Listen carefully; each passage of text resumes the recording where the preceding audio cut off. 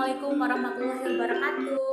Kembali lagi dengan saya. Perkenalkan, nama saya Wanda Amalia dari Pendidikan Bahasa dan Sastra Indonesia Universitas Islam Majapahit. Kali ini saya akan berbagi mengenai model analisis wacana, yaitu toko Theo van Loven. Kali ini saya memenuhi mata kuliah analisis wacana.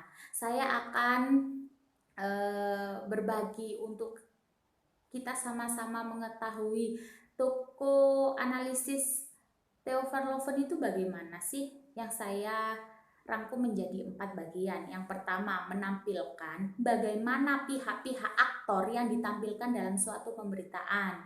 Yang kedua, toko ini berbicara atau dia memperkenalkan model analisis wacana untuk meneliti suatu kelompok atau seseorang menganalisis posisinya dalam suatu wacana. Yang ketiga, bagaimana? Yang ketiga adalah proses pengeluaran dalam teks berita.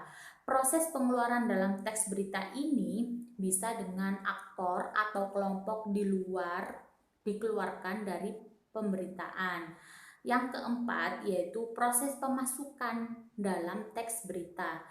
Pemasukan dalam teks berita ini juga sama dengan pengeluaran, yaitu aktor atau kelompok juga dimasukkan dalam pemberitaan. Yang ketiga itu kan dikeluarkan, yang keempat itu dimasukkan.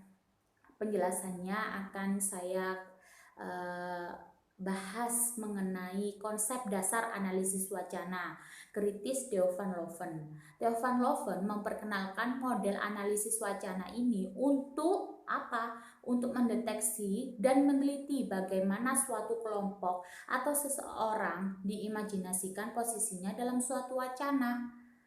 Bagaimana suatu kelompok dominan lebih memegang kendali dalam menafsirkan suatu peristiwa dan pemaknaannya.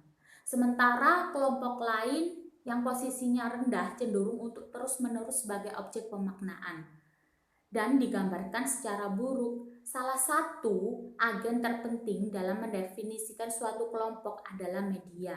Media itu hal yang paling penting dalam komunikasi ya. Lewat pemberitaan yang terus-menerus disebarkan. Media kan menyebarluaskan berita kan ya. Itu tanpa sadar di kepala halayak mengenai suatu kejadian. Wacana yang dibuat oleh media itu bisa jadi suatu hal kelompok dan mendeleminasikan atau memarginalkan kelompok lain begitu. Pusat perhatian analisis wacana kritis Theo van Loven itu ternyata ada dua yang saya sebutkan di nomor 3 dan nomor 4. Kali ini saya akan membahas lebih dalam mengenai satu, proses pengeluaran. Proses pengeluaran bisa disebut dengan exclusion. Apa dalam suatu teks berita ada kelompok atau aktor yang dikeluarkan dalam pemberitaan atau strategi wacana apa yang dipakai untuk itu. Proses pengeluaran ini secara tidak langsung bisa mengubah pemahaman halayak akan suatu isu dan bisa mengubah pemahaman dari posisi tertentu.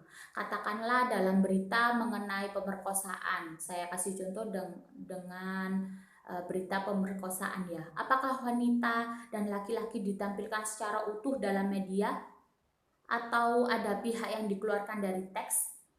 Katakanlah kalau misalnya ini laki-laki dikeluarkan dari teks, maka pemahaman yang muncul adalah bukan laki-laki yang salah. Pemerkosaan itu adalah masalah wanita itu sendiri. Mereka lah yang menjadi penyebab sehingga diperkosa seperti itu. Jadi proses pengeluaran atau exclusionnya bagaimana berhubungan dengan pernyataan bagaimana proses suatu kelompok dikeluarkan dari teks pemberitaan. Yang kedua, berbicara mengenai yang saya jelaskan pada nomor 4, yaitu proses pemasukan. Atau proses pemasukan itu bisa disebut mengenai inclusion. Inclusion sendiri berhubungan dengan pernyataan bagaimana masing-masing pihak atau kelompok itu ditampilkan lewat pemberitaan.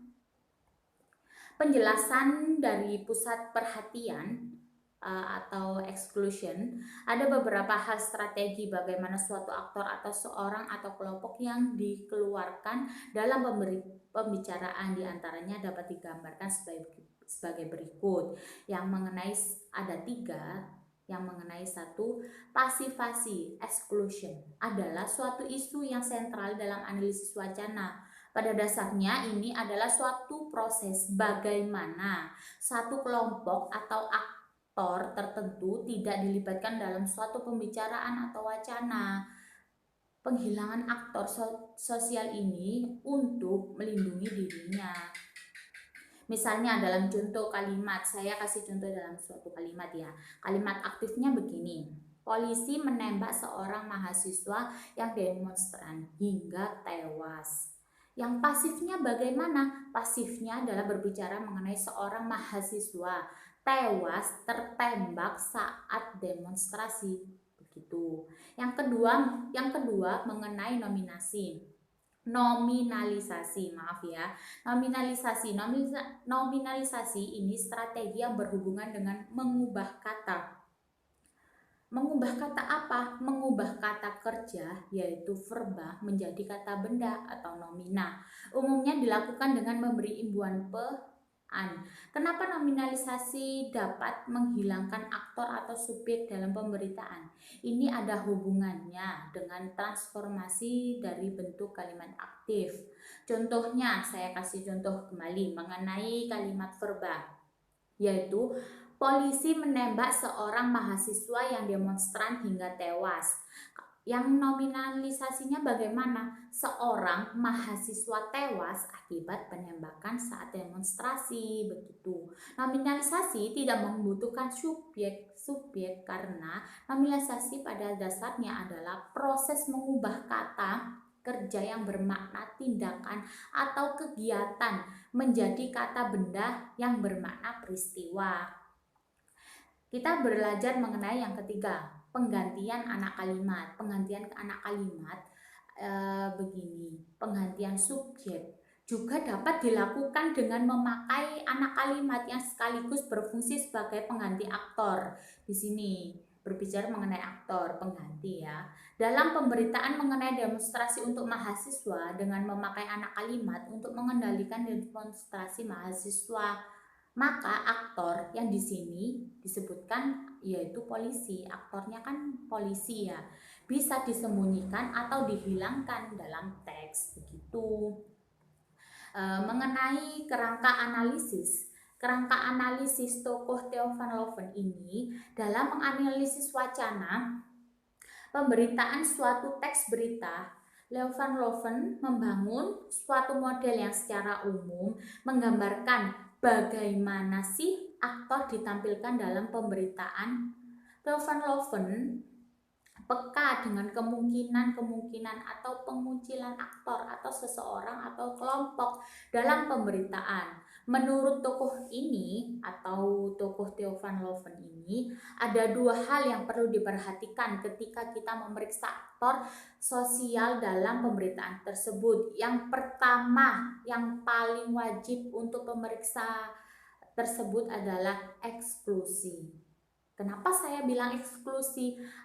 Iya benar, eksklusi. Apakah dalam teks berita itu aktor sosial dihilangkan atau disembunyikan dalam pemberitaan? Yang kedua mengenai inklusi. Kenapa saya berbicara mengenai inklusi? Iya, inklusi yaitu bagaimana aktor yang disebut itu tidak ditampilkan dalam pemberitaan. Sekian penjelasan saya mengenai model analisis wacana tokoh Theo van Loven. Mohon maaf jika ada salah kata dan perbuatan. Saya mohon maaf sebesar-besarnya. Terima kasih sudah menyaksikan. Wassalamualaikum warahmatullahi wabarakatuh. Sampai jumpa dalam video selanjutnya.